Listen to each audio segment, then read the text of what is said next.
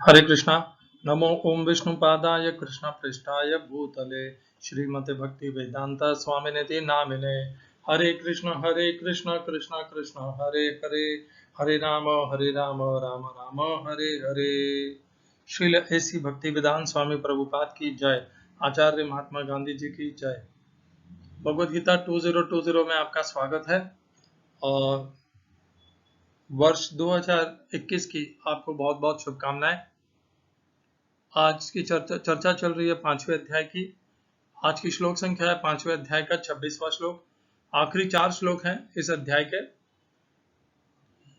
प्रसंग चल रहा है भगवान तत्वज्ञानी ब्रह्मज्ञानी के लिए कह रहे हैं, जो योगी है उसके विषय में कह रहे हैं कि वो काम क्रोध से मुक्त होकर के सम रह करके क्या पाता है, क्यों पाता है, कैसे पाता है, उसका व्यवहार कैसा है, यह बता रहे हैं।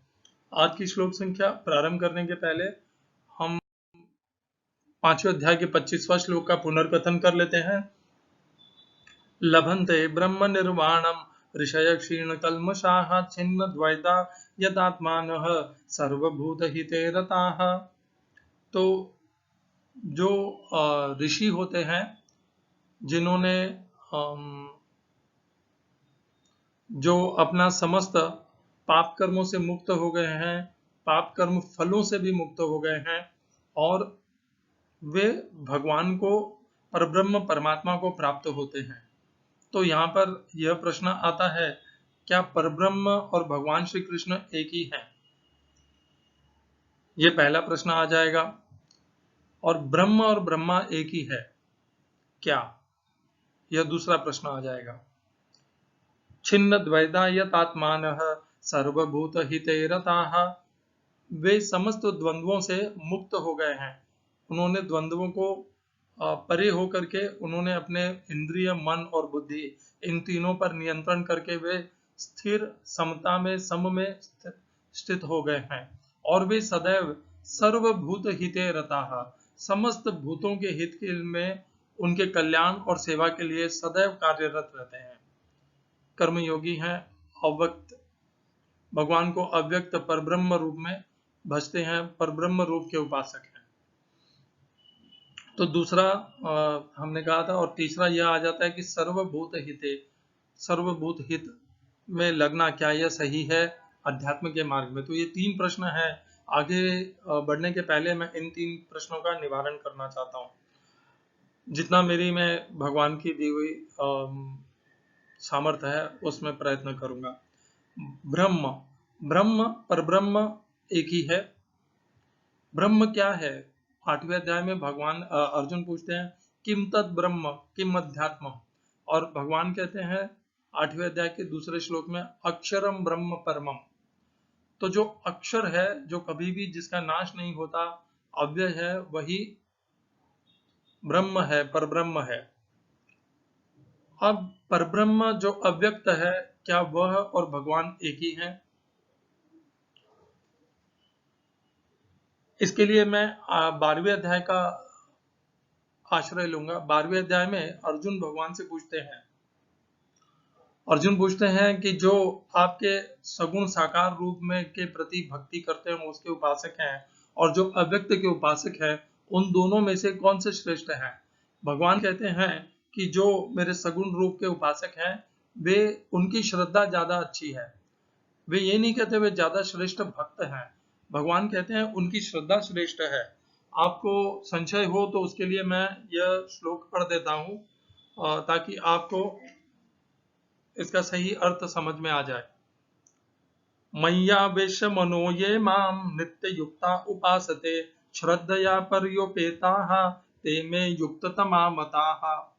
तो भगवान कहते हैं मय्यावेश मनो ये माम, जो मुझ में अपने मन को स्थिर करके सदैव नित्य मेरा भजन कीर्तन, मेरी उपासना करते हैं, श्रद्धया, उनकी श्रद्धा पर श्रेष्ठ है, ये मेरा मत है। भगवान कहते हैं ते में युक्ततमा मताः, वे उत्तम है, यह मेरा मत है, श्रद्धा उनकी उत्तम है। ये नहीं कहते भगवान की वे, भगवान पूरी गीता में कहीं भी निर्गुण और सगुण साकार और अव्यक्त, ये दो प्रकार के, दो श्रेणी के उपासकों के बीच में कभी भी पूरी भगवत गीता के 700 श्लोक में एक बार भी भगवान उनमें तुलना करने का प्रयास नहीं करते, न एक को श्रेष्ठ न और दूसरे को निम्न नहीं कहते भगवान। परंतु हम मनुष्य हैं जो इस प्रकार का प्रयत्न करते हैं और करते ही रहते हैं। हमारे में ऐसे बहुत से मनुष्यों के बनाए हुए संस्थाएं हैं, मत है, पथ है, मार्ग है। उनमें से कुछ सगुण साकार रूप के उपासक हैं और कुछ निर्गुण निराकार अव्यक्त के उपासक हैं। और ये दोनों के चूंकि उपासना के माध्यम पृथक पृथक हैं, तो वे अपने अपने मार्ग को श्रेष्ठ बताते रहते हैं।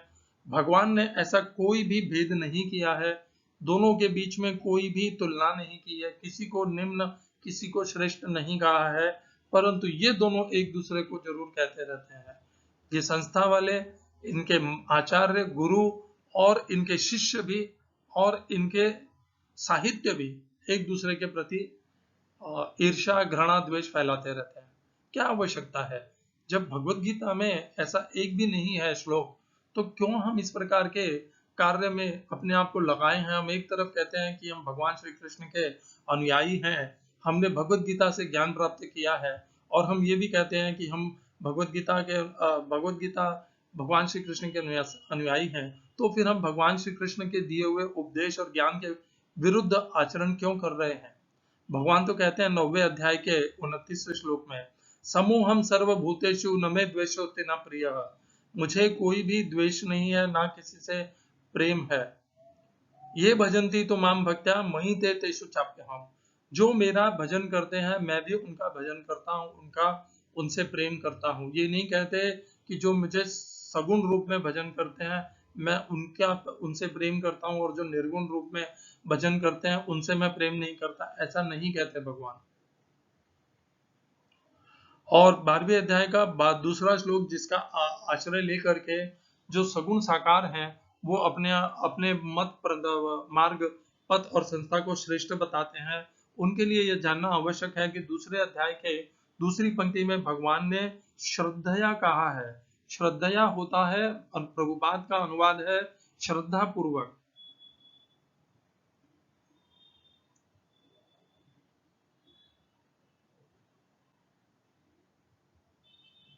भगवान ने ये नहीं कहा, अर्जुन ने जरूर ये प्रश्न किया था कि उनमें से भक्तों के बीच में कौन सा, अर्जुन ने ये प्रयत्न किया था कि वे भक्तों की दो श्रेणी उत्पन्न करके भगवान से ये प्रश्न करें कि कौन से भक्त श्रेष्ठ हैं, परंतु भगवान ने उत्तर में ये नहीं कहा कि कौन से भक्त श्रेष्ठ हैं।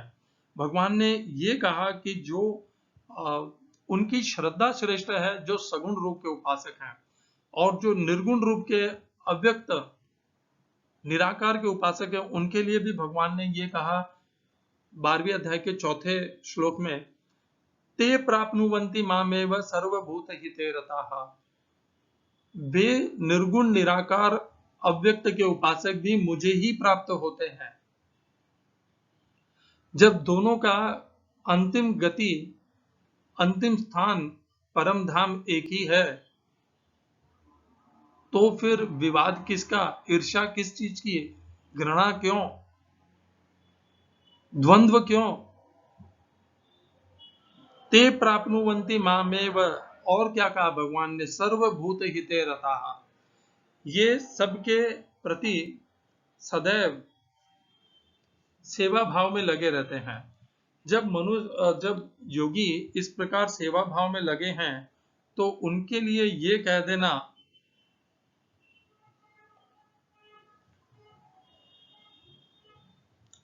जो व्यक्ति मानव समाज का भौतिक कल्याण करने में व्यस्त रहता है, वह वास्तव में किसी की भी सहायता नहीं कर सकता, यह सही नहीं रहेगा।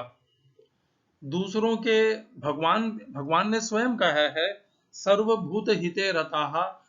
5वें अध्याय का 25वें श्लोक में भगवान ने कहा, छिन्न द्वैधा, उनके लक्षण बताए हैं जो भगवान को प्राप्त होते हैं। लभन्ते ब्रह्म निर्वाणम ऋषय क्षीण कल्मषा, 4 लक्षण है। पहला लक्षण, वे पाप कर्मों से तथा पाप कर्म के फलों से मुक्त हो गए हैं।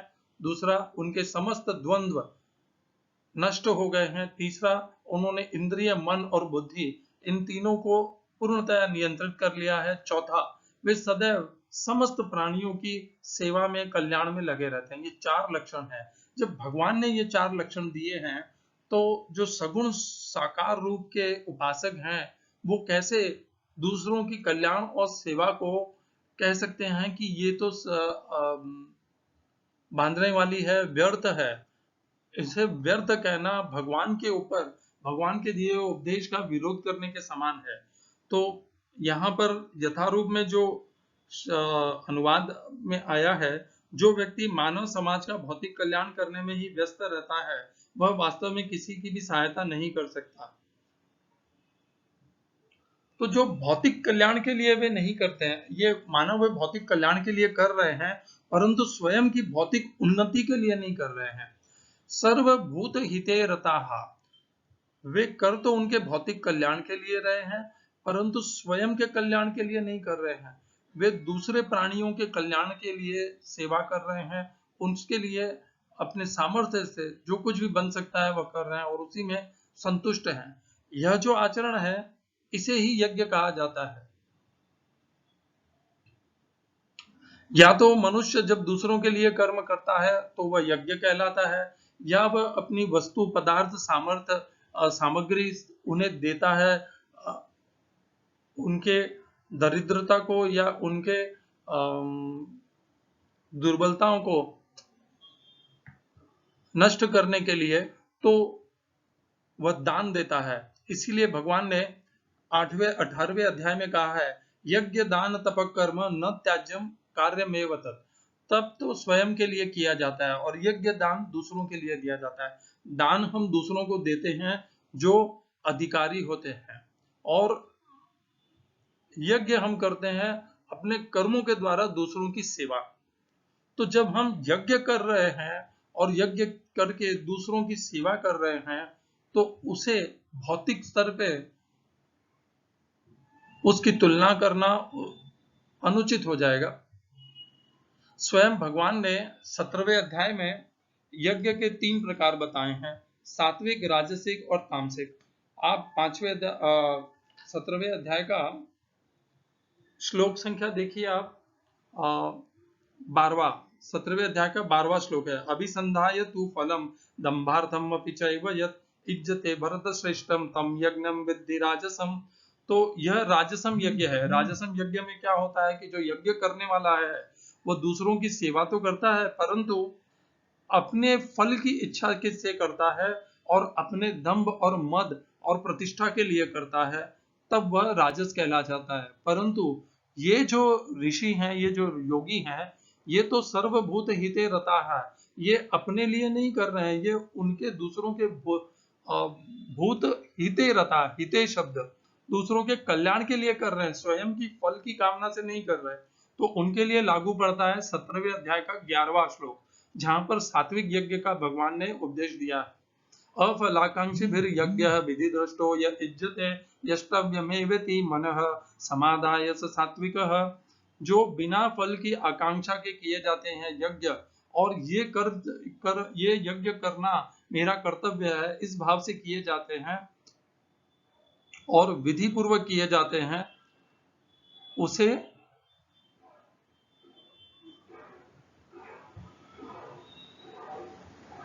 वे सात्विक कहलाते हैं। और यहाँ पर ये जो सर्वभूत हिते रताः, ये उसी प्रकार के सात्विक यज्ञों का में आते हैं। तो जो सात्विक यज्ञों में आते हैं उनके लिए ये कह देना कि इस प्रकार की भौतिक प्रयत्नों से किसी का कुछ हित नहीं हो सकता, यह बहुत ही अनुचित होगा। इन्हें भौतिक कहना ही अनुचित होगा। ये तो वे दिव्य लक्षण हैं जो उस सिद्ध योगी में होते हैं जो परब्रह्म को प्राप्त होने के योग्य होते हैं, पात्र होते हैं। उनके इस दिव्य लक्षण को भौतिक स्तर पे तोलना बहुत अनुचित बात है, असत्य है। हरे कृष्णा। तो दूसरे प्राणियों के लिए भले वो विद्या विनय संपन्न ब्राह्मणे कवि हस्तिनी शुनि चैव स्वपाके च पंडिता समदर्शिनः है। तो हम बुद्धिमान, तत्वज्ञानी, सिद्ध, योगी, भक्त, कर्मयोगी उसे कहते हैं जो गाय, हाथी, कुत्ता, चांडाल, ब्राह्मण इन सब में सम देखता है। यदि सम देख रहा है तो फिर हमें उनमें भेदभाव नहीं करना चाहिए कि मैं भक्त के प्रति विशेष आदर करूंगा और बाकी सब लोगों के लिए मेरे मन में कोई स्थान नहीं है, ना उनकी सेवा के लिए मैं अपना कोई प्रयत्न करूंगा, ऐसा भाव नहीं होना चाहिए। बुद्धिमान और सिद्ध तो वही है, योगी भी वही है, भक्त भी वही है, जो समस्त प्राणियों के लिए, वैष्णव भी वही है जो समस्त प्राणियों के लिए प्रयत्नशील है। यदि एक वैष्णव को समस्त प्राणियों में भगवान नहीं दिख रहे तो वह वैष्णव कैसे? वासुदेव सर्वमिति स महात्मा सुदुर्लभ आत्मोपम्येन सर्वत्र समम पश्यति अर्जुना। जब तक उसे यो मां पश्यति सर्वत्र सर्वं च मयि पश्यति तस्याहं न प्रणश्यामि स च मे न प्रणश्यति। वैष्णव तो वही है जिसको समस्त प्राणियों में भगवान श्री कृष्ण दिखते हैं और सारे प्राणी भगवान में दिखते हैं। और जब ऐसा है तो यह भेद कि मैं भक्तों के लिए विशेष हूँ, उनकी सेवा के लिए तो सही, उनकी जब मैं सेवा करता हूँ तो वो सही है, और जब मैं अन्य प्राणियों की सेवा करता हूँ तो वह सही नहीं है, वो भौतिक है। ये तो व्यर्थ का द्वंद्व है, व्यर्थ का प्रस्ताव है, इसे मैं स्वीकार नहीं कर सकता और आपको भी नहीं करना चाहिए। आप समस्त प्राणियों के हित में लगे रहिए, क्योंकि भगवान का यही उपदेश है। भगवान के उपदेश को काट करके कोई संस्था, कोई आचार्य, कोई गुरु अपना उपदेश उसके ऊपर स्थापित करना चाहे तो उसे स्वीकार मत कीजिए। आप यदि भक्त मार्ग में हैं या आप कर्मयोग के मार्ग में हैं, दोनों ही मार्ग में आपको समस्त प्राणियों के सेवा के लिए, कल्याण के लिए सदैव तत्पर रहना चाहिए, क्योंकि भगवान कृष्ण सब में विराजमान है। क्या आप ये कह सकते हैं जिनकी मैं उनकी क्यों सेवा करूं, उनमें भगवान कृष्ण नहीं है? और यदि उनमें भगवान कृष्ण है तो फिर आप उनकी सेवा क्यों नहीं कर रहे? आप उन्हें भौतिक कह करके कैसे अपने आप को मुक्त कर सकते हो? तो सर्व हमने क्या क्या उत्तर देख लिए। पहला, परब्रह्म, ब्रह्म और परब्रह्म एक ही होते हैं, और परब्रह्म और भगवान श्री कृष्ण भी एक ही होते हैं, क्योंकि भगवान ने 12वें अध्याय में सगुण साकार के उपासक और निर्गुण निराकार के उपासकों को एक ही अंतिम गति प्रदान करने की है। ते प्राप्नुवन्ति मामेव। दूसरा, ब्रह्म और ब्रह्मा एक हैं क्या? नहीं, ब्रह्म और ब्रह्मा एक नहीं है। ब्रह्म परब्रह्म है, परब्रह्म भगवान श्री कृष्ण है, ब्रह्मा अलग है। हमारे शास्त्रों में ब्रह्मा भगवान से उत्पन्न हुए हैं, ब्रह्मा की एक सीमित कालावधि है, ब्रह्मा सच्चिदानंद नहीं है, उनकी आयु लंबी है, परंतु वे भी अमर नहीं है। अमर मतलब अजन्मा नहीं है, ये कहना चाहिए। अमर तो है, समस्त देवता अमृत का पान करके अमरत्व को प्राप्त कर लिए हैं, अमर तो हैं वे सब, परंतु अजन्मा नहीं है, उनका जन्म हुआ है भगवान से, अनादि नहीं है वे। सर्वभूत हिते रताः, और समस्त प्राणियों की सेवा करना हम सबका कर्तव्य, भले हम कर्मयोग में हो, भक्ति योग में हो या ज्ञान योग में हो, क्योंकि वासुदेव सर्वमिति, भगवान श्री कृष्ण समस्त प्राणियों में वास करते हैं। चराचर पितासि लोकस्य चराचरस्य त्वमस्य पूज्यश्च गुरुर्गरीयान्। तो जब भगवान श्री कृष्ण सभी चराचर के पिता हैं तो हम उनको सब में देखते हैं, वासुदेव सर्वमिति। और जब हम उनको सब में देखते हैं तो हम कैसे किसी भक्त के अलावा, वैष्णव के अलावा, जब हम साधारण मनुष्य की सेवा करते हैं तो हम उसे कैसे भौतिक मान सकते हैं, जब हमारी भावना ही भगवान श्री कृष्ण की सेवा करने की है। ये अच्छे से हमने समझ लिया है, और आपके जीवन में आपके आध्यात्मिक ज्ञान और आपके इस प्रगति के मार्ग में इस प्रकार के द्वंद्व बारंबार आपके सम्मुख आएंगे। इस बात को, चर्चा को बारंबार स्मरण करते रहिएगा, इन श्लोकों का आधार बनाते रहिएगा। भगवत गीता के बाहर के किसी भी श्लोक का आधार मत लीजिएगा। क्योंकि भगवत गीता अपने आप में परिपूर्ण है और उसमें जो ज्ञान है वह बाकी समस्त शास्त्रों के ज्ञान से ऊपर है, उच्च है और दिव्य है। दोनों का कोई टकराव नहीं है, कोई मेल नहीं है, कोई एक दूसरे से, कोई दूसरे शास्त्रों से इसका कोई भी संदर्भ नहीं ले सकते हम, क्योंकि यह स्वयं भगवान श्री कृष्ण ने हमें प्रदान किया है। आज की श्लोक संख्या पर आ जाते हैं। काम क्रोध वियुक्तानाम यतीनाम यत चेतसाम अभितो ब्रह्म निर्वाणम वर्तते विदितात्मनाम। हिंदी अनुवाद गीता यथारूप श्रील प्रभुपाद। जो क्रोध तथा समस्त भौतिक इच्छाओं से रहित है, जो स्वरूप सिद्ध आत्म संयमी है और संसिद्धि के लिए निरंतर प्रयास करते हैं, उनकी मुक्ति निकट भविष्य में सुनिश्चित है। English translation Gita as it is Swami Prabhupada. Those who are free from anger and all material desires, who are self-realized, self-disciplined and constantly endeavoring for perfection, are assured of liberation in the supreme in the very near future. इस श्लोक का तात्पर्य इस श्लोक में प्रयोग किए गए संस्कृत शब्दों के अर्थ हैं काम, इच्छाओं, क्रोध तथा क्रोध से वियुक्ता नाम, मुक्त पुरुषों की, अच्छे से मुक्त वियुक्ता नाम अर्थात विशेष रूप से मुक्त पुरुषों की, यति नाम साधु पुरुषों की, यत चेतसाम यत जिन्होंने अपने मन और इंद्रियों और बुद्धि के ऊपर नियंत्रण कर लिया है। अभी तो दूसरी पंक्ति, अभी तो बहुत शीघ्र निकट भविष्य में ब्रह्म निर्वाणम वे परब्रह्म को प्राप्त करेंगे। वर्तते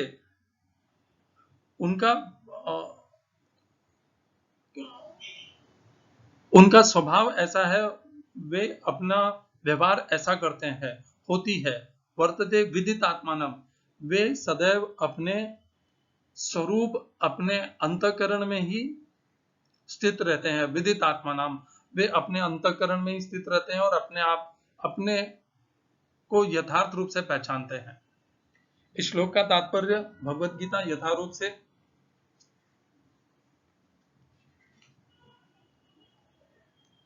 जो क्रोध मोक्ष के लिए सतत प्रयत्नशील रहने वाले साधु पुरुषों में से जो कृष्ण भावना भावित होता है वह सर्वश्रेष्ठ है। इस तथ्य की पुष्टि भागवत में इस प्रकार हुई है। भक्ति पूर्वक भगवान वासुदेव की पूजा करने का प्रयास तो करो। बड़े से बड़े साधु पुरुष भी इंद्रियों के वेग को अपनी कुशलता से रोक पाने में समर्थ नहीं हो पाते, जितना कि वे जो सकाम कर्मों की तीव्र इच्छा को समूल नष्ट करके और भगवान के चरण कमलों की सेवा करके दिव्य आनंद में लीन रहते हैं। बद्ध जीव में कर्म के फलों को भोगने की इच्छा इतनी बलवती होती है कि ऋषि मुनियों के तक के लिए कठोर परिश्रम के बावजूद ऐसी इच्छाओं को वश में करना कठिन होता है। जो भगवत भक्त कृष्ण चेतना में निरंतर भक्ति करता है और आत्म साक्षात्कार में सिद्ध होता है, वह शीघ्र ही मुक्ति प्राप्त करता है। आत्म साक्षात्कार का पूर्ण ज्ञान होने से वह निरंतर समाधिस्थ रहता है। ऐसा ही एक उदाहरण दिया जा रहा है। मछली, कछुआ तथा पक्षी केवल दृष्टि, चिंतन तथा स्पर्श से अपनी संतानों को पालते हैं। वे पद्मज हैं, मैं भी उसी तरह करता हूँ। मछली अपने बच्चों को केवल देखकर बड़ा करती है, कछुआ केवल चिंतन द्वारा अपने बच्चों को पालता है। कछुआ अपने अंडे स्थल में देता है और स्वयं जल में रहने के कारण निरंतर अंडों का चिंतन करता रहता है। इसी प्रकार भगवत भक्त भगवत धाम से दूर स्थित रहकर भी भगवान का चिंतन करके कृष्ण भावनामृत द्वारा उनके धाम पहुंच सकता है। उसे भौतिक क्लेशों का अनुभव नहीं होता। यह जीवन अवस्था ब्रह्म निर्वाण अर्थात भगवान में निरंतर लीन रहने के कारण भौतिक कष्टों का अभाव कहलाती है। हरे कृष्णा। ओम अज्ञानतिमिरन्धस्य ज्ञानाञ्जनशलाकया चक्षुरुन्मीलितं येन तस्मै श्री गुरुवे नमः। एकं शास्त्रं देवकी पुत्र गीतम् एको देवो देवकी पुत्र एव एको मंत्रस्तस्य नामानि यानि कर्मापेकं तस्य देवस्य सेवा। अपने कर्मों के द्वारा नित्य भगवान श्री कृष्ण की सेवा कीजिए। काम क्रोध वियुक्ता नाम, तो ये चर्चा काम और क्रोध और लोभ नरक के द्वार है। 16वें अध्याय के 21वें श्लोक में हम ये कर चुके हैं। फिर हमने काम और क्रोध को कैसे उत्पन्न होते हैं। ध्यायतो विषयान पुंसः संगस्तेषु उपजायते संगात् संजायते कामः कामात् क्रोधो विजायते क्रोधात् भवति सम्मोह, ये भी हमने जान लिया है। इस प्रकार हमने अनेक श्लोकों का आश्रय लेकर के अच्छे से जान लिया। फिर एक हमने देखा था 4 अध्याय का 10वां श्लोक, वीतराग भय क्रोधा मनमया माम उपाश्रिता बहवो ज्ञान तपसा पूता मदभावमागता। जब मनुष्य काम और क्रोध से पूर्णतया मुक्त हो जाता है, भय से भी, और वो तभी वह जाकर के भगवान को आश्रय को शरण में, भगवान की शरण को स्वीकार कर पाता है, भगवान को स्वीकार कर पाता है।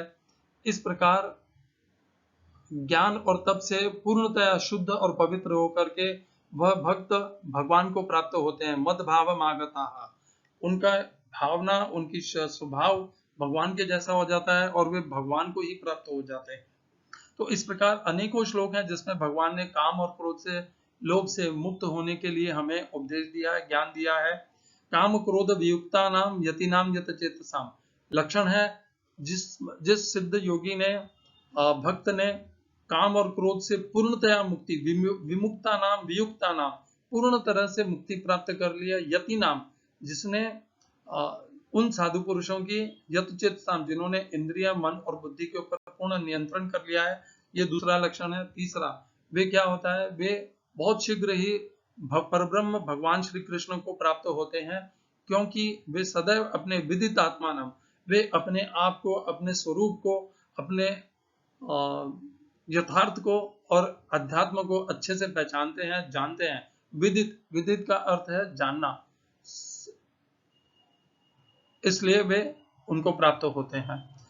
यह श्लोक, इससे संबंधित काम क्रोध से मुक्ति पाने के लिए हमने अनेकों बार चर्चा कर ली है, इसलिए इसकी चर्चा को और विस्तृत में नहीं ले जाऊंगा। अवश्य यह कठिन है कि हम काम और क्रोध और लोभ, इनसे कैसे मुक्त हो पाएं, क्योंकि जब से हमारा जन्म होता है तब से हम काम क्रोध और लोभ के इस भंवर में फंसे रहते हैं, और यही हमारा जीवन की शैली बन जाती है, और हमारे जिसे कहते हैं हमारे भाव और संस्कार ऐसे ही बन जाते हैं। अब इतने गहरे बने हुए संस्कारों से मुक्ति पाने के लिए प्रयत्न तो लगेगा, समय लगेगा। इससे संदर्भ में मैं स्वामी रामसुखदास जी का लिखे हुए कुछ शब्द हैं जो बहुत ज्ञानवर्धक है, वो यहाँ पे कहना चाहूंगा। उत्पत्ति विनाशील वस्तुओं की इच्छा को काम कहते हैं। तो जो हमारे अंदर काम होती है, कामना होती है, वह उनके प्रति नहीं होती जो सदैव सत है।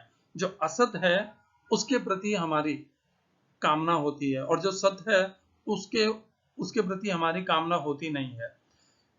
हमारे पास कोई वस्तु नहीं है, इसीलिए हम उसकी कामना करते हैं। यदि वह हमारे पास है तो हम उसकी कामना क्यों करेंगे, वह तो पहले से ही हमारे पास उपलब्ध है।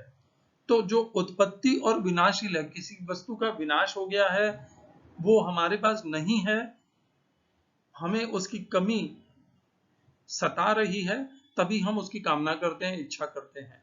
तो उत्पत्ति विनाशील, आने जाने वाली और इस प्रकार की वस्तुओं को जो प्राप्त किया जा सके, जो अप्राप्त है, जो अभी तक अप्राप्त है और जिसे प्राप्त किया जा सके, उन सब की कामना को काम कहते हैं। काम अर्थात कामना अभाव में पैदा होती है।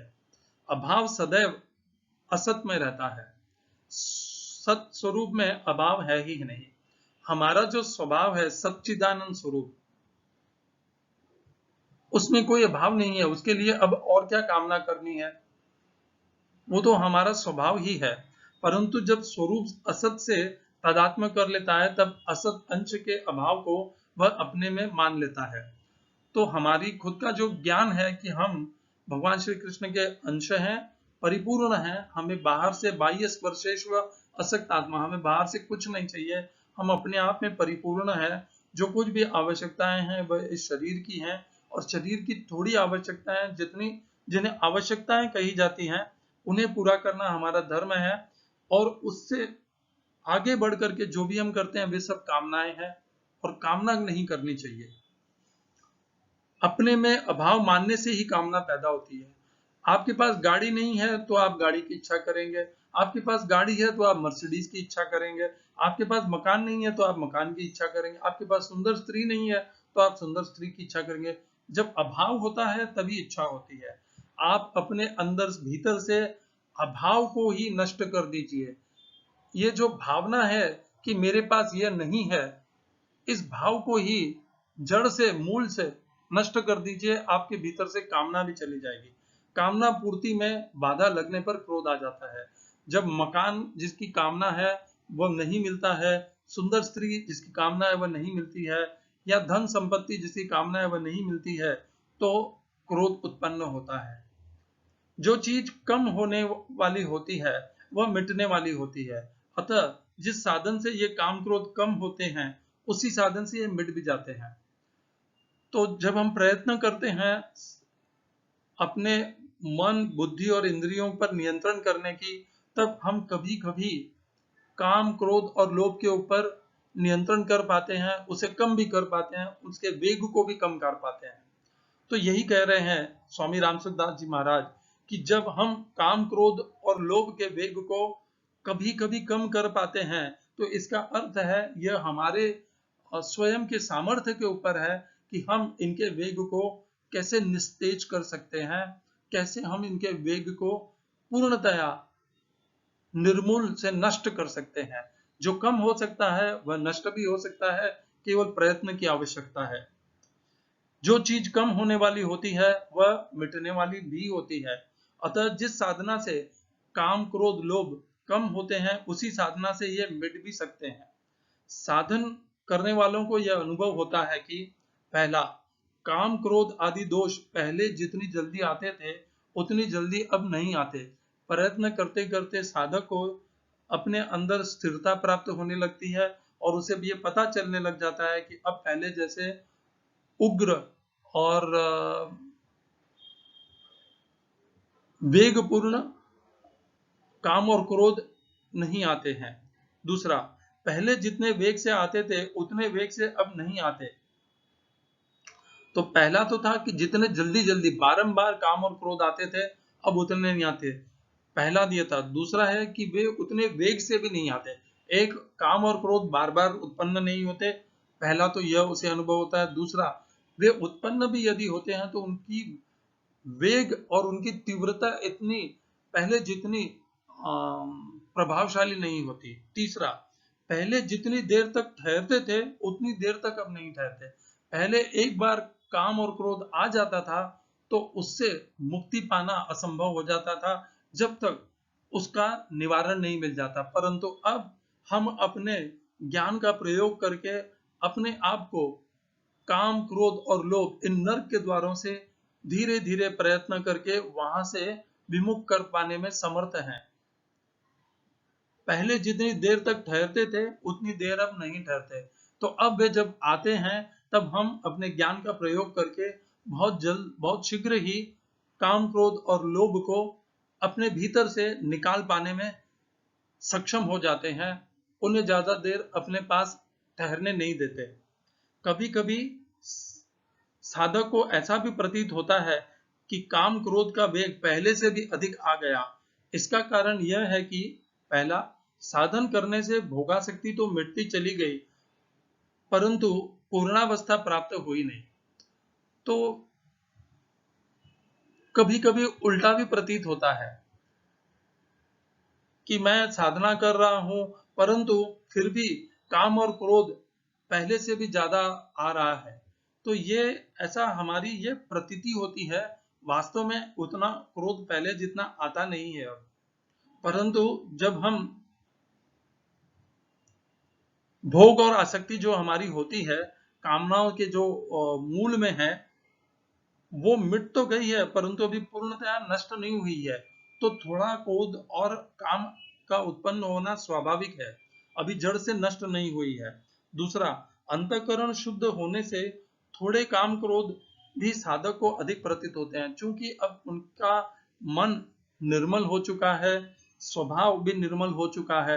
तो अब जब थोड़ी सी भी व्यग्रता, तीव्रता, वेग, काम, क्रोध का अनुभव होता है तो वह उन्हें अत्यधिक लगता है, क्योंकि अब उन्हें जो शांति, जो मन की स्थिरता, अब उन्हें जो जिसकी उन्हें प्राप्ति हो गई है उसमें तो छोटा सा विघ्न भी अब उन्हें भयंकर लगने लग जाता है।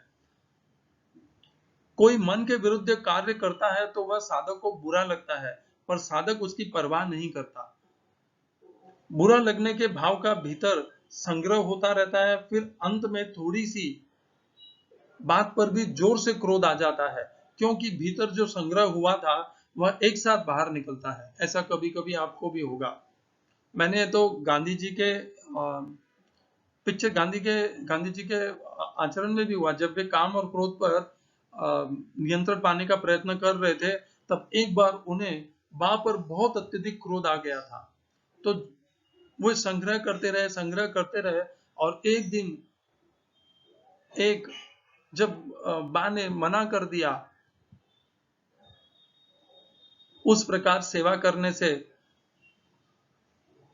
तो गांधी जी को क्रोध आ गया। वे बा को आश्रम से निकालने पर उतारू हो गए। तो यहाँ पर वही उदाहरण इसके लिए उपयुक्त है। कोई मन के विरुद्ध कार्य करता है तो वह साधक को बुरा लगता है, पर साधक उसकी परवाह नहीं करता। हम हर बात की परवाह नहीं करते, प्रतिक्रिया भी नहीं करते, परंतु वो जो बुरा लगता है वह भाव भीतर संग्रह करते रहते हैं हम। फिर अंत में थोड़ी सी बात पर भी जोर से क्रोध आ जाता है, क्योंकि भीतर जो संग्रह हुआ था वह एक साथ बाहर निकलता है। इससे दूसरे व्यक्ति को भी आश्चर्य होता है कि इतनी थोड़ी सी बात पर इसे इतना क्रोध आ गया। कभी कभी वृत्तियां ठीक होने से साधक को ऐसा प्रतीत होता है कि मेरी पूर्णावस्था हो गई, परंतु वास्तव में जब तक पूर्णावस्था का अनुभव करने वाला है तब तक व्यक्तित्व बना रहने से पूर्णावस्था हुई नहीं। अर्थात हमें कभी कभी ऐसा लगता है कि मैं शुद्ध भक्त बन गया, परंतु जब तक ऐसा लगे कि मैं बन गया और मैं भक्त हूं नहीं, ये जो अंतर है दोनों का, मैं भक्त बन गया और मैं भक्त हूं, ये जो अंतर है, जब तक यह अंतर नहीं मिटेगा तब तक वह भक्ति प्राप्त नहीं हुई है उतनी दृढ़ता से, उतनी मात्रा में। यत चेतसाम, जब तक असत का संबंध रहता है तब तक मन वश में नहीं होता। असत का संबंध सर्वथा न रहने से महापुरुषों का कहलाने वाला मन स्वतः वश में रहता है। हरे कृष्णा। स्वामी प्रभुपाद ने स्वामी रामसिकदास जी महाराज ने बहुत अच्छा हमारे साधना, हमारे भक्ति के मार्ग में काम क्रोध लोभ का हमारा जो अनुभव होता है, यह जो हमारा द्वंद्व और जो उनके साथ हमारी यह जो लड़ाई चलती है, उसके बारे में बहुत अच्छा हमें विस्तार से हमें समझाया है। इसका मनन कीजिए। काम क्रोध और लोभ, इन तीनों नर्क को द्वारों से अपने आप को मुक्त कीजिए। यही आपसे प्रार्थना है, यही जीवन का अर्थ है, यही जीवन का प्रयोजन और उद्देश्य है। यदि यह सिद्ध नहीं हुआ तो जीवन बार बार जन्म मृत्यु के चक्र में लगा रहेगा और जीवन व्यर्थ हो जाएगा। और जो हमें परम सुख, परम आनंद की प्राप्ति करनी है वह हम प्राप्त नहीं कर पाएंगे। हमारा सुख और आनंद विषयों पर, बाह्य वस्तु, पदार्थ और सामग्री पर रहेगा। भीतर का जो सुख और आनंद है उसे हम विमुख रह जाएंगे। यह अपने साथ अन्याय मत कीजिए, क्योंकि जो भीतर का सुख और आनंद है उसका एक अंश भी मिलने से ऐसी प्रसन्नता होती है जिसके आगे यह सब व्यर्थ है। सारी वस्तु, सामग्री, पदार्थ, परिस्थिति, ऐश्वर्य, सुख, सब कुछ व्यर्थ है उसके सामने। हरे कृष्णा। श्रील एसी भक्ति वेदांत स्वामी प्रभुपाद की जय।